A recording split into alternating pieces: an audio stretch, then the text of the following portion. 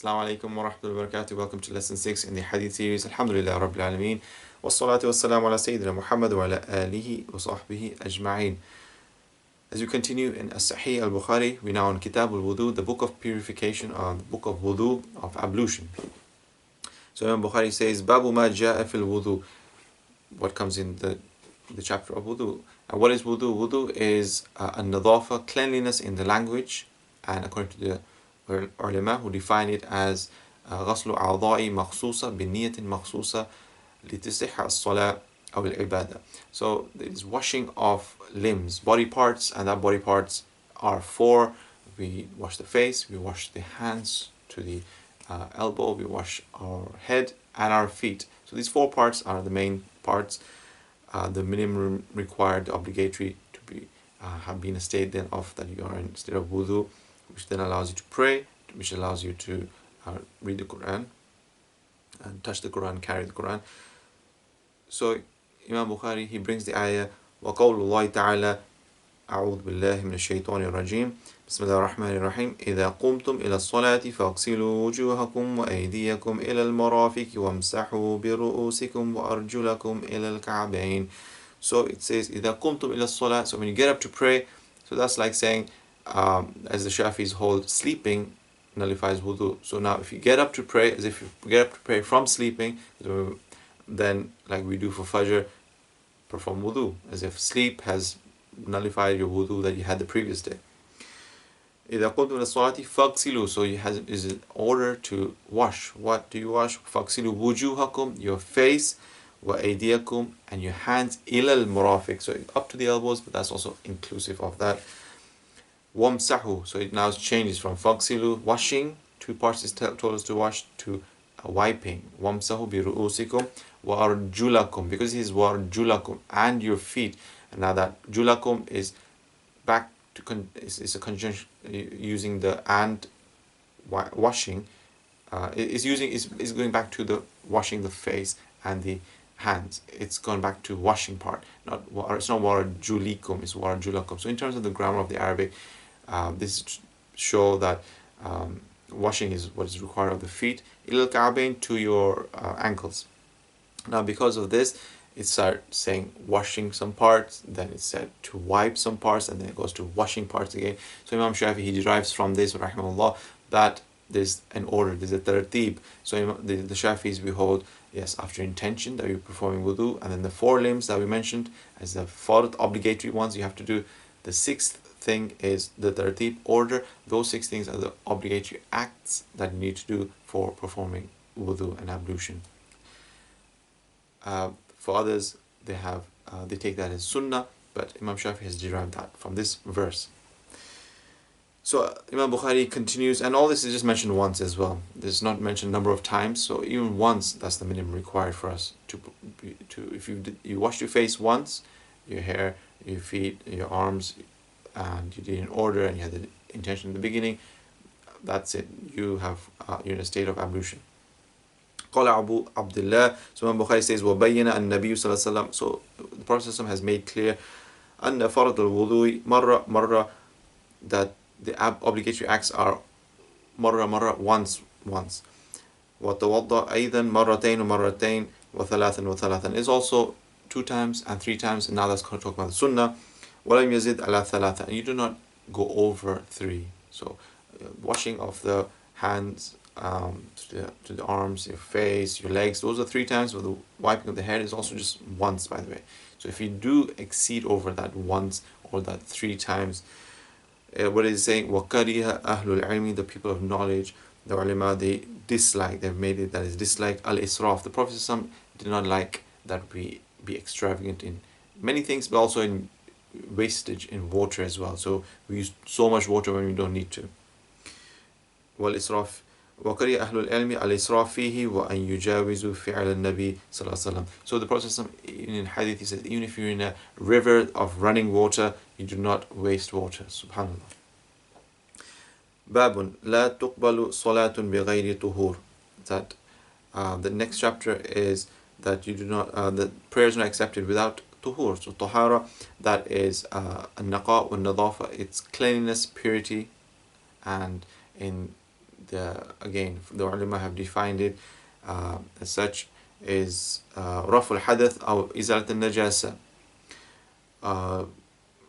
أو كان في صورته أو كان على حكمه. So it's to raise a state from this hadith thing. And what is this hadith? Hadith is two types. It's things that break the wudu. There's the minor one, minor ritual impurity, and there's a major one. So the minor one is the one, if you perform wudu, we come out of that. It raises us from that state. The ghusl is, if we perform a ghusl, it raises us from this greater state that we're in a more greater major ritual impurity. So that's the hadith. Hadith, in terms of the definition for it, is an amrun i'tibari يقوم بالأعضاء يمنع من صحة الصلاة حيث لا مرخص. So it's a thing that's not tangible. Your senses cannot grasp it. You cannot feel it. You cannot smell it. It's a non-tangible thing, an act that is on our limbs, as if there's something on our limbs. When we do wudu, we're kind of taking it off. When we do ghusl, we're kind of taking it off. So there's something we can't see, in a sense. When you have a person who's done wudu, a person not done wudu, you can't tell the difference. You can't tell who's got wudu and who hasn't. So this is what hadith is. It's on your limbs, and you kind of, and what does it do? It prevents you from salah. That you cannot pray, you cannot touch the Quran, you cannot carry the Quran. So, and you cannot perform tawaf, for example. So you perform this wudu, it raises you, raful hadith. So it raises you from that minor ritual impurity. And if you are in a major ritual impurity like janaba, if you're in a state that you need to perform ghusl, then again ghusl will then take you out. So it's raful hadith, or is izalatul najasa, is removal of impurities. So that's another way. You remove yourself, then you become pure, you become clean. So this is, we talk about tahara. And when it says in its fi suratiha, that's like as if when you have wudu already, so now you're in a state that you're in a raised state of, you're in a state that you are pure actually. But if you were to do a sunnah renewal of your wudu, you just want to do another wudu, and you get reward for that. So it's in that kind of form that you kind of raising your state again out of that. So you already got wudu, but it's like you're going to take off that thing again, in a sense. So it's in a picture form that is what comes in. So when you do a renewal of wudu, again, it's like as if you're removing hadith from you, things that are that prevent you from praying salah. Or in its ruling. So when you do tayammum is the thing that in ruling that is preventing you from praying. So it's when you do tayammum, now that's raise your state out, and now you're in a state that you are pure, you have got tahara. So لا تقبل صلاة بغير طهور, and in here it's that acceptance is the fruit of doing it correctly. If you do a wudu correctly, the fruits of that is Allah accepts it from you. So بسنادنا المتصل عن مشايخنا جزاهم الله خير للإمام بخاري في صحيحه أنه يقول حدثنا إسحاق ابن إبراهيم الحنظلة قال أخبرنا عبد الرزاق قال أخبرنا معمر عن همام ابن منبه أنه سمع أبا هريرة يقول قال رسول الله صلى الله عليه وسلم. So the Prophet صلى الله عليه وسلم said, narrated by Abu Hurairah رضي الله عنه, لا تقبل صلاة من أحدث حتى يتوضأ, that the prayer of one is not accepted from one who has أحدث, who has broken their wudu, who has performed something that now they need to perform wudu, حتى يتوضأ, until they perform wudu. So prayer is not accepted for the person who is in a minor or major ritual state of impurity. قال رجل من حضرموت, so a person from Hadramaut, place in Yemen, said, ما الحدث يا أبا هريرة, O Abu Hurairah, what is hadith? So Prophet mentioned this in the hadith, that if your prayer is not accepted if you are in a state, if you've ahdatha, who has done something that's broken their wudu, and put that in the state that you're in a state of minor ritual impurity. So what is that? قال فساء أو ذرات. Fusa and dhurat. So that really is about releasing wind. Wind without sound is fusa, and wind passing wind from the back passage is al-dhurat, with sound. With or without sound, if someone relieves wind comes out from their body from the back passage, then that's hadith. So Abu Huraira, he answered in that sense. Now he was trying to show the lesson is something coming out of your private parts. So whether it's from the front or the back, something comes out. Now he said wind, that's just the least state. So if Abu Huraira mentioned the least state, you can imagine if something you were to do a number 1, a number 2, then that would even make you in a state that you would have hadith, that you're in a state of minor ritual impurity and you require wudu to get out of that state. So carrying on to the next and the last hadith today, Babun فضل الوضوء والغر المحجلون من آثار الوضوء. So this is talking about Ghurr-ul Muhajjalun, the whiteness that will shine for those people on the Day of Judgment, that because they perform wudu. And this is specifically to our ummah.